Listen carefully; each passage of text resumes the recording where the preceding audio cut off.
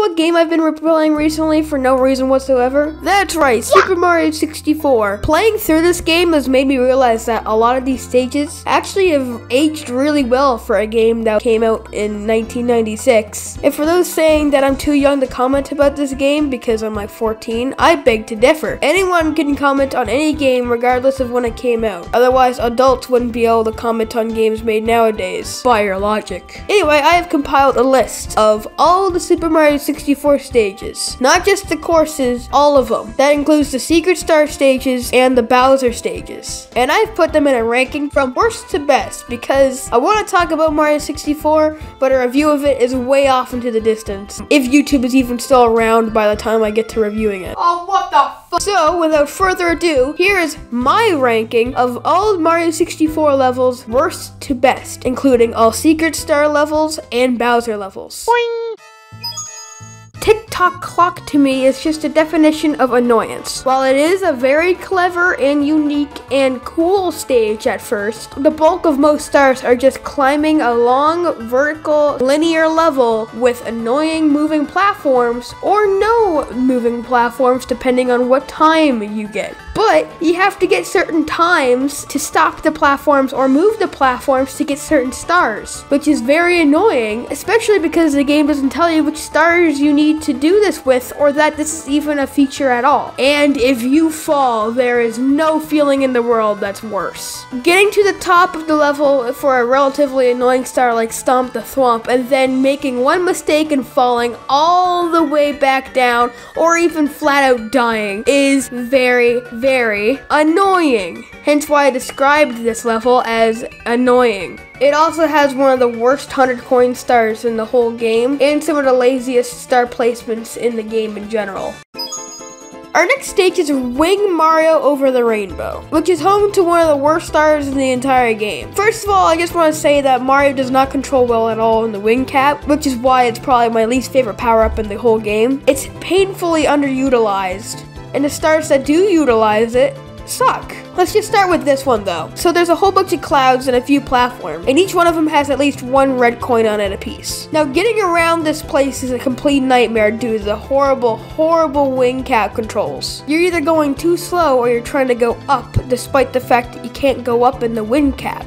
And plus, the wing cap has a very short time limit, so you have to make sure that you're above a cloud before the time runs out. And the background music does not give you an indication on when the wing cap's gonna run out. Honestly, I agree with EP when he says that a good trade-off would have been controlling the wing cap however you want with a shorter time limit. And what if you have to get back to a higher level but you're at a lower level? Well, that's where these cannons come in. Yes, you have to shoot yourself upward at the higher levels if you missed a coin. And let me just say the cannons are not my favorite part of the game. And if you fall, you go all the way back to the moat, which means you have to climb the castle all over again just to get another shot at the stage. And there's even a red coin within some poles, which again is another mechanic that's a bit janky in this game. It feels like they wanted to make the final secret stage a hard one by cramming in all the janky elements in this game into one. That doesn't make it hard, that makes it stupid.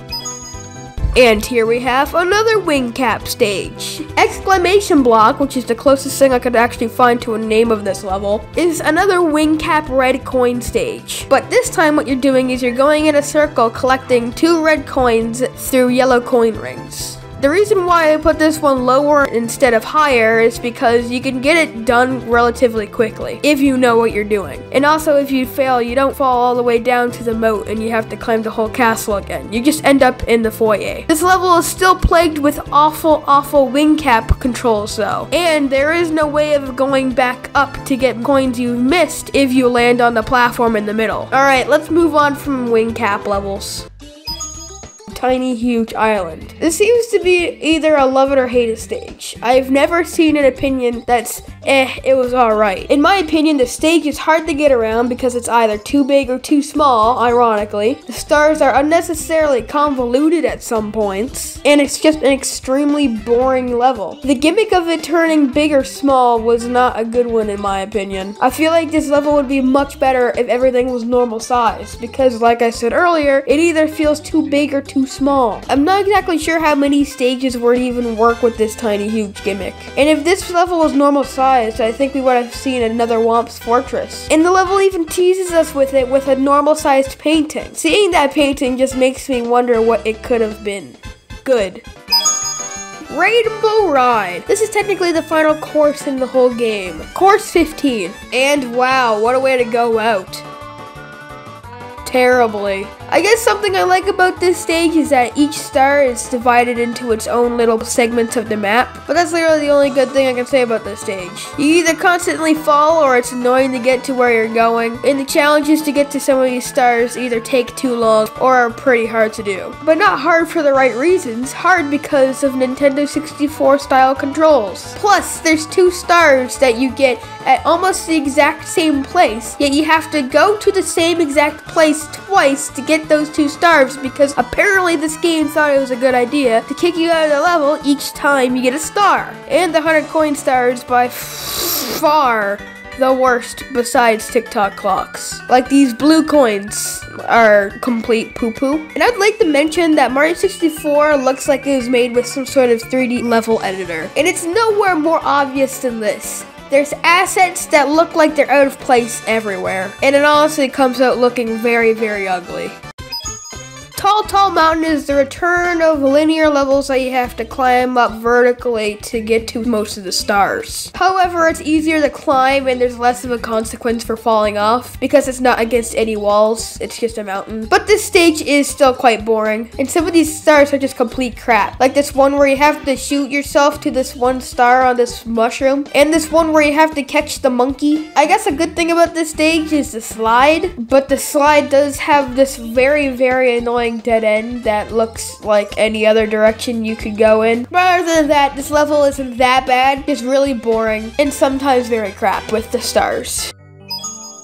Dire Dogs is yet another level where you have to go through a linear path to get most of the stars. Seriously, what's the point of this beginning part? There's like 1 star in here and nothing else. I also find it kind of cool how this is the only stage that actually changes once you do something out of the stage. Like this submarine is here until you defeat Bowser in the lava world, and then it disappears, which I find very, very cool. Also, it contains a pretty memorable star, Collect the Caps, where you use the caps that aren't anus to go get a star. But there are a few things that I kind of despise about this level. For one, the 100 coin star is yet again very hard, but the reason why is because there's only like 104 coins in the whole stage. And when you defeat Bowser, this gigantic hole opens up, which takes you back to the castle if you go in it, or get sucked into it. But other than that, it is a fine stage, although it could have really done without that opening part where you're swimming through the tunnel.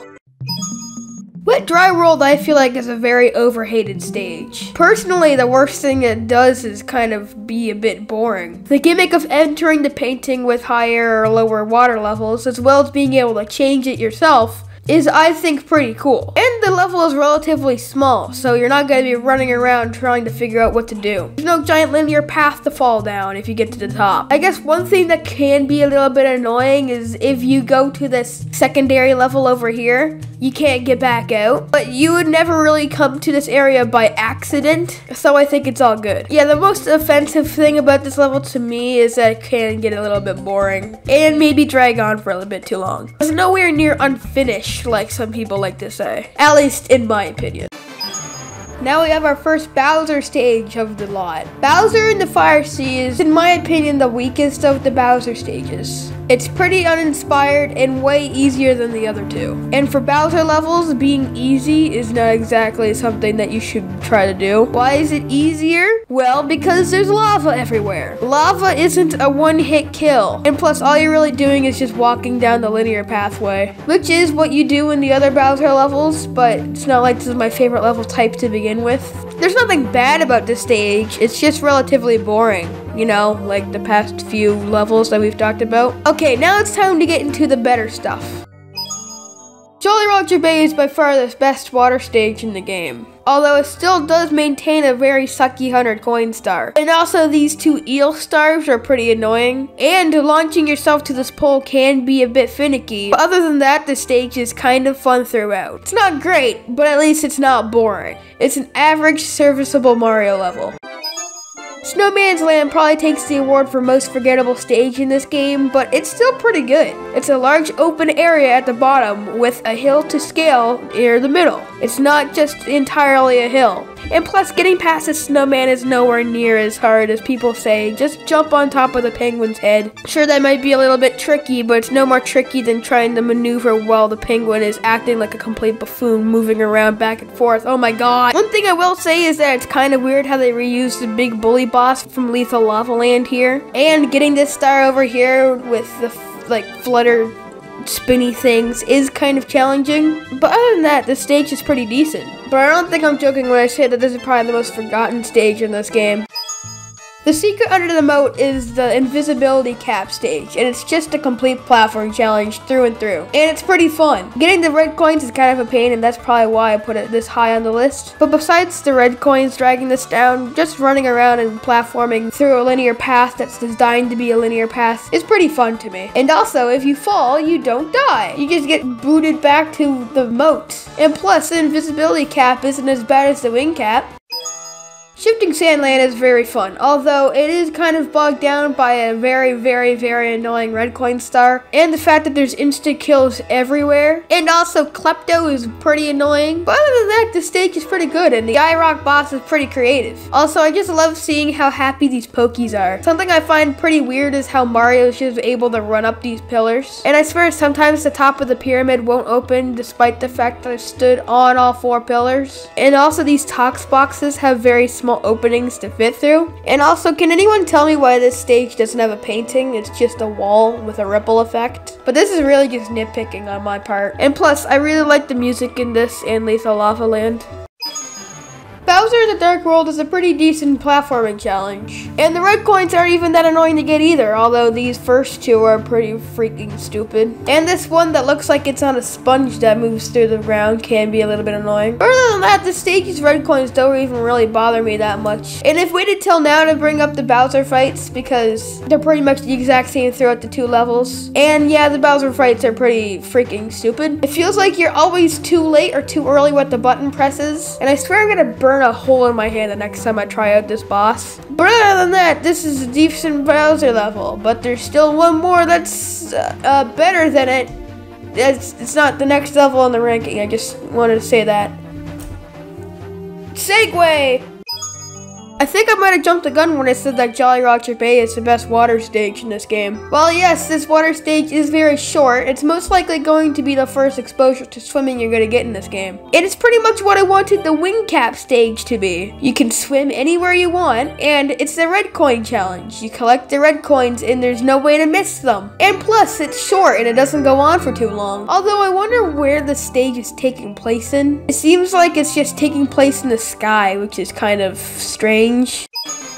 How predictable. Bowser in the Sky is the best Bowser level. Am I the only one that doesn't consider the red coins for this stage hard? Cryptic doesn't equal hard, it means cryptic. And plus, in the modern age, you can just use this thing called the internet. And even back in the day, you could have probably still used the internet. Despite it being in its infancy, it was still there.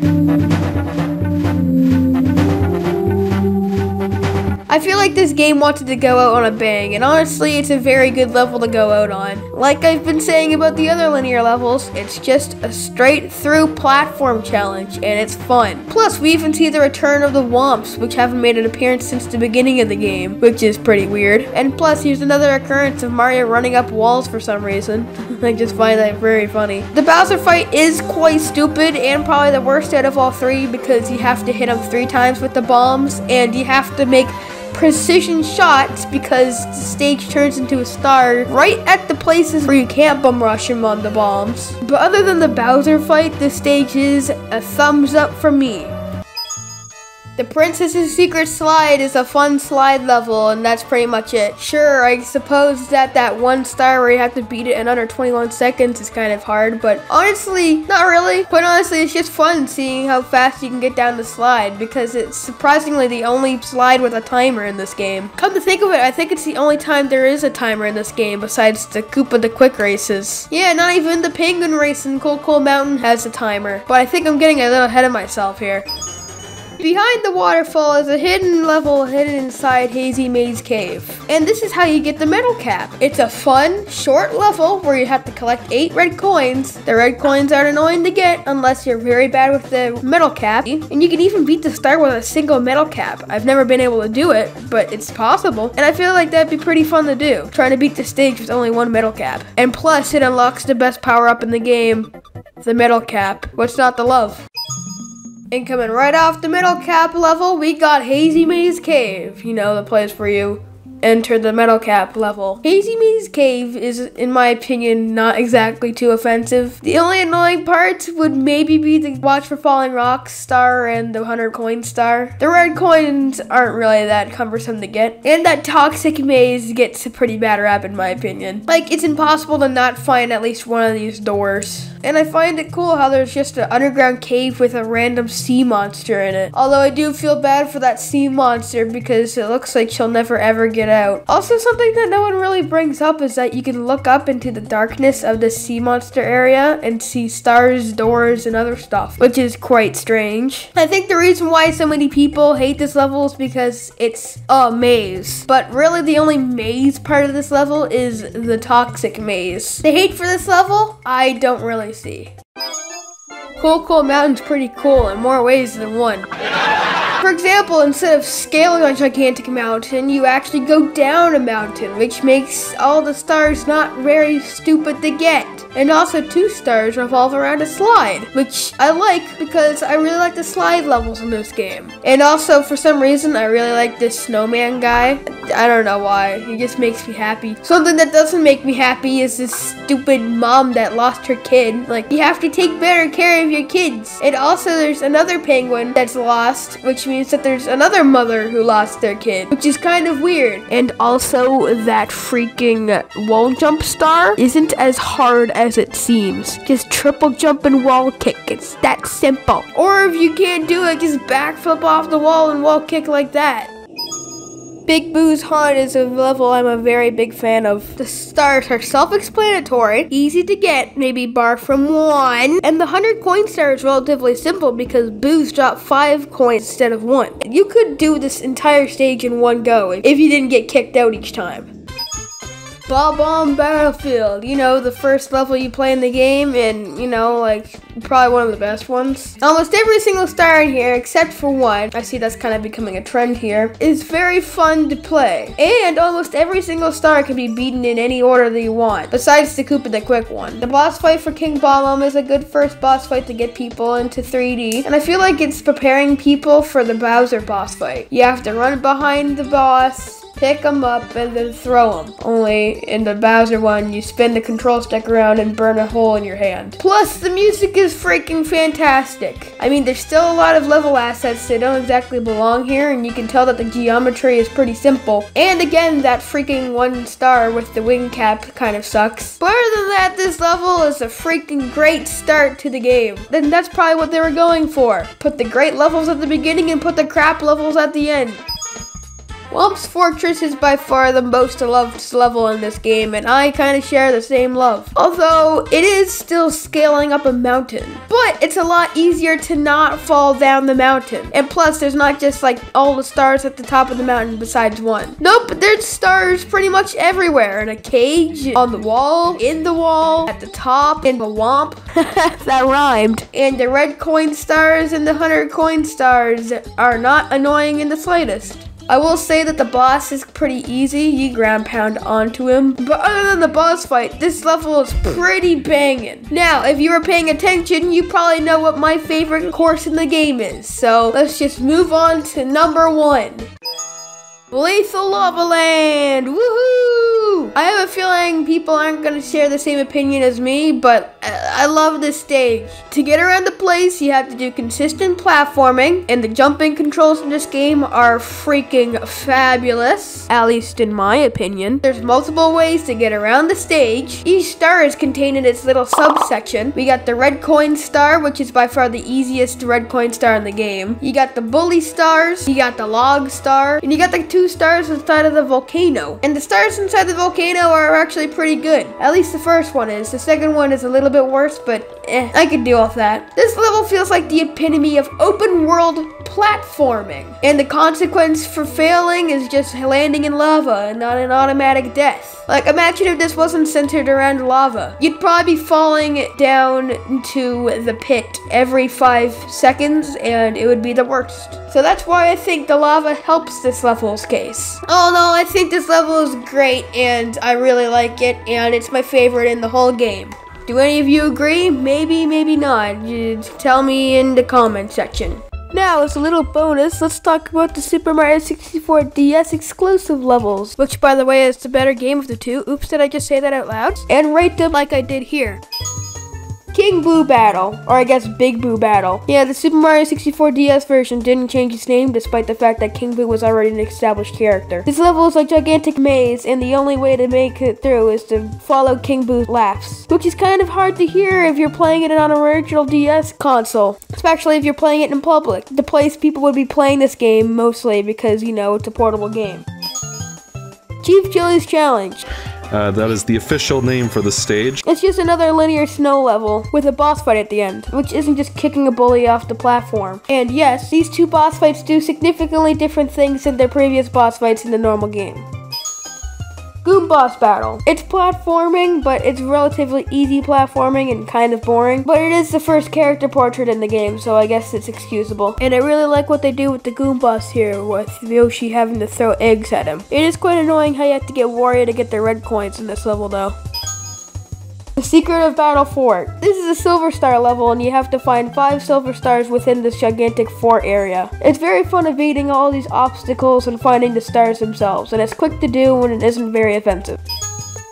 In Sunshine Isles, pretty much the same as Battle Fort, except you have to battle the enemies to find the secret stars. And you can find this in the rec room, and it's quite fun. So there you go, that is every single level in Super Mario 64 and Super Mario 64 DS ranked in my personal opinion. Thank you for watching this video. If you want me to do more ranked video game lists, especially with Mario, please tell me because this was very fun to do. I will see you all next time, and please respect my opinion.